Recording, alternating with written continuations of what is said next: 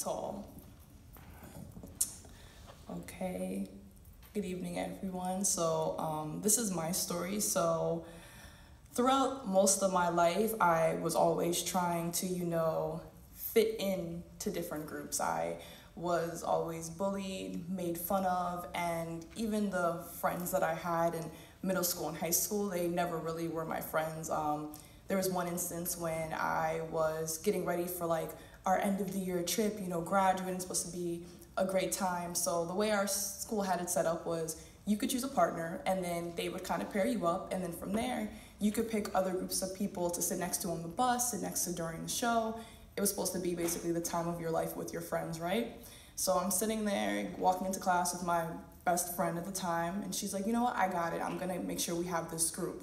I'm like, okay, I trust you. So everyone's passing note in class. This is before text message. You had to work hard to get that letter S. So we just wrote notes.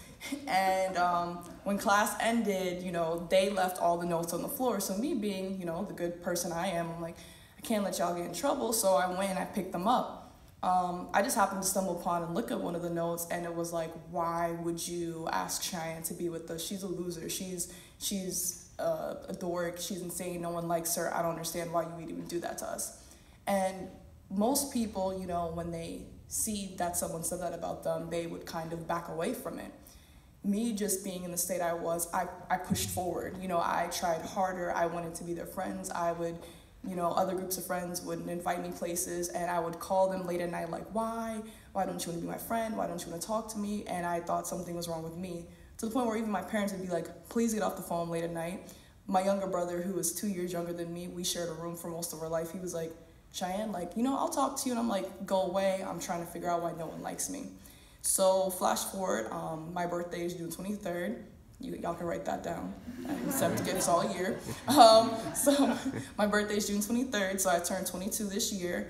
And I spent most of the day of my birthday at ShopRite in New Jersey, which is another story by itself, and we don't have time for that, so I'm not going to tell that one.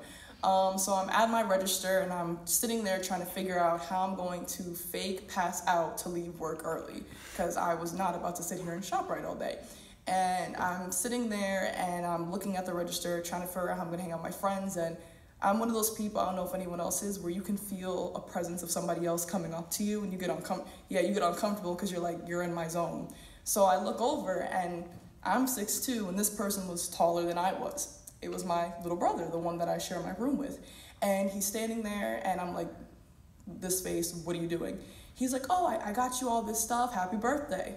And I'm like, oh, okay. He worked at the store down on the other end of the plaza. He bought me, I still remember, pepperoni pizza, Dr. Pepper in a car, and then he's like, I gotta go back to work. So my managers let me off, yes. Let me off early, so it was my birthday, and they're like, you can go eat your stuff. So I was eating the pizza, drank the soda, and I opened up the card. So printed on the card was, to a good friend, happy birthday.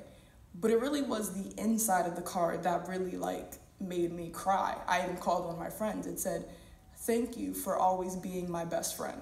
I love you. P.S. Please do not talk on the phone at night because I have a job.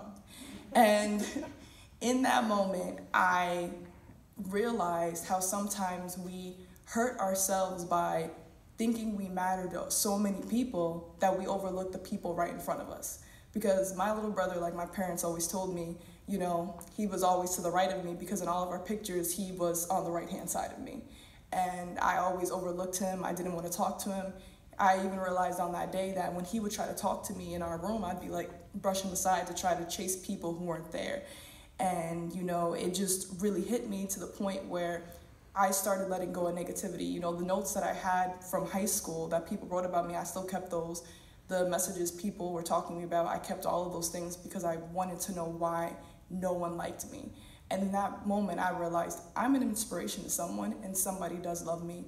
And even to this day, a few months ago, I actually threw out all those notes that I had, deleted all those old screenshots I had, and in place of all of them are the positive notes. And even in my safe, I keep the card that my little brother Brandon gave me. So that's my story.